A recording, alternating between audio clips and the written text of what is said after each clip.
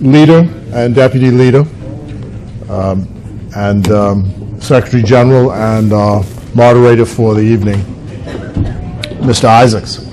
It's good to be back here this evening and to see everybody out to this meeting of the Council, the body which governs the country, well, I was going to say the country, but I forget.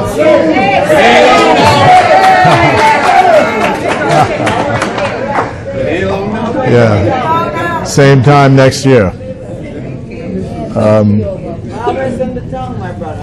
It is indeed. A couple of things that I want to say before calling on the Deputy Leader and the Leader.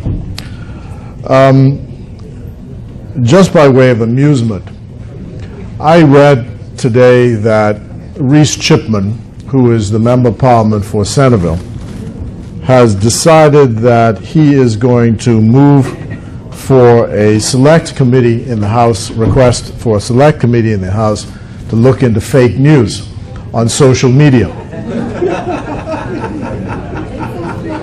Now, I thought to myself, of all the things in the universe to choose, and he's going to look into fake news on social media.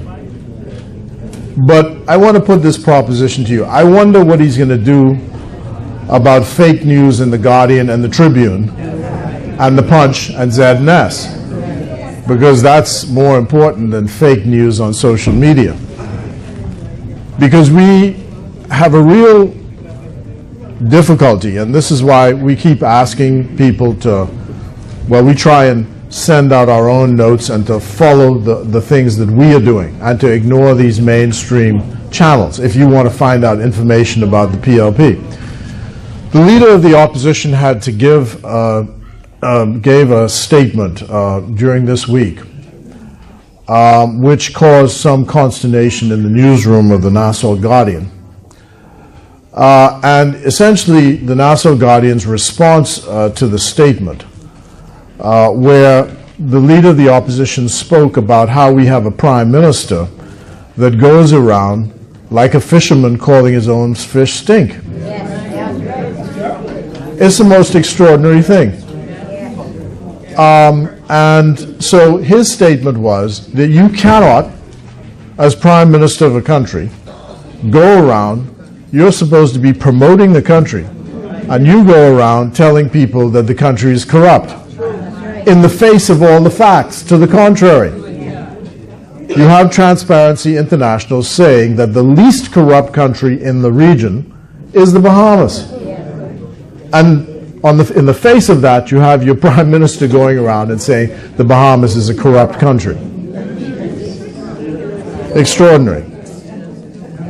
So the Nassau Guardian says in response to that, that the PLP ought to keep quiet.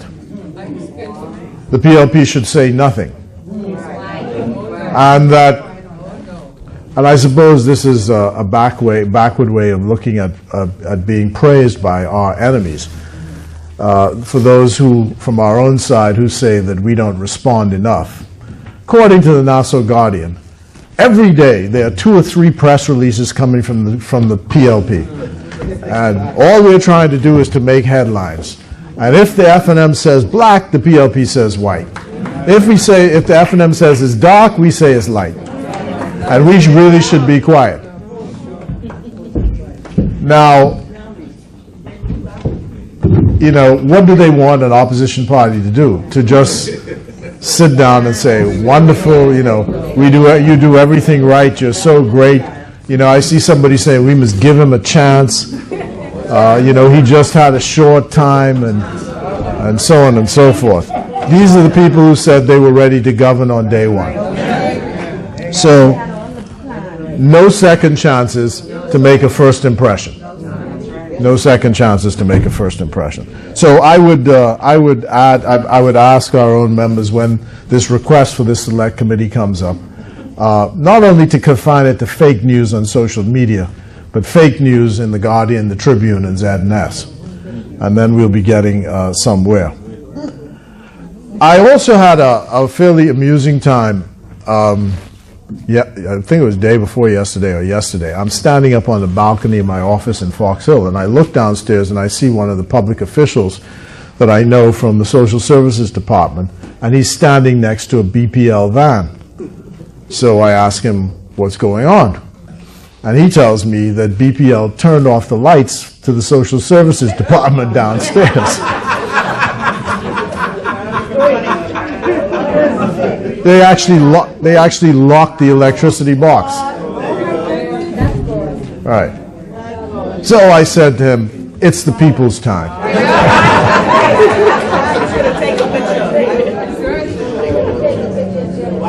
And speaking of lights, the lights finally came on at the Fox Hill Community Center. And here's how they came on. The Member of Parliament arranged a loan to the board. This is something she could write one check, and put the lights back on. Anyway, a loan has been arranged. So that they can make a partial payment to BPL, and the lights can come back on, and then they'll pay from there. Again, it's the people's time, so that's how it is. We talked about the fact that there's the new Prime Minister in Antigua and the new Prime Minister in, they renewed their mandates in Grenada and Antigua.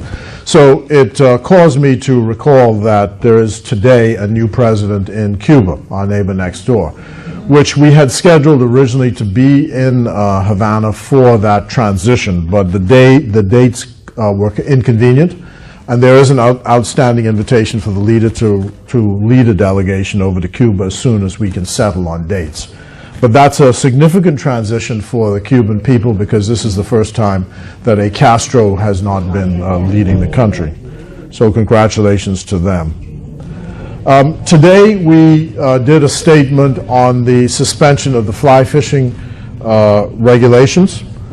You know that last year, the Progressive Liberal Party, after a lot of consultation with the sector, made a decision to put in place regulations to prohibit non-Bahamians from being involved in the fly fishing sector. Fly fishing is largely bone fishing in this country.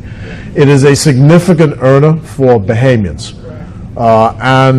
So everyone under those regulations had to have a Bahamian bonefish guide. You also had to pay for a fishing license.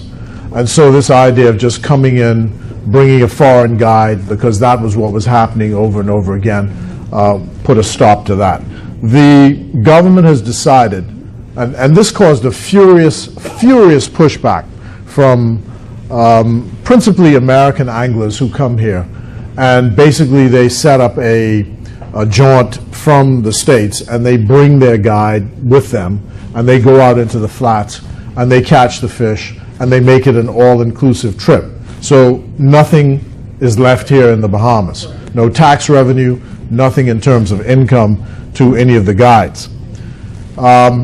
Furious lobby by them, and the government's capitulated, and the Minister for Fisheries announced on the radio that the regulations have been suspended.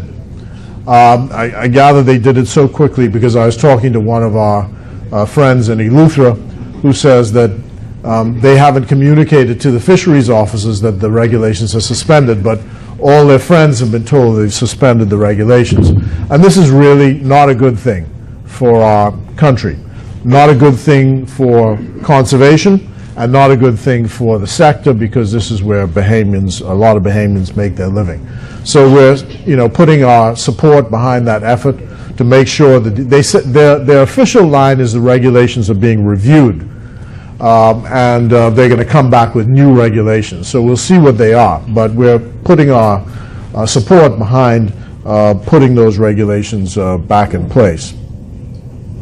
I'd like to report on the situation in Grand Bahama. All of the Grand Bahama branches have now met, with the exception of 2 of them, and those will meet shortly. There was a difficulty getting the leadership of the 2 outstanding branches to actually convene meetings, and so the vice chair has had to supersede that and convene the meetings himself. so that we can move business forward. Which brings me to the other point.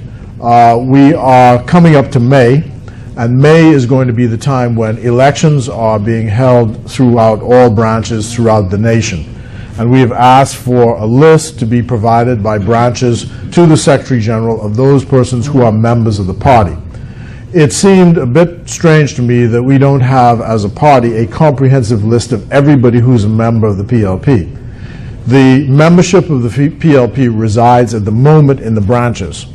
And there's a lot of mischief which goes on with this. I mean, we're dealing with one particular branch now where someone spotted this and joined up a lot of people in January because they knew the deadline was February.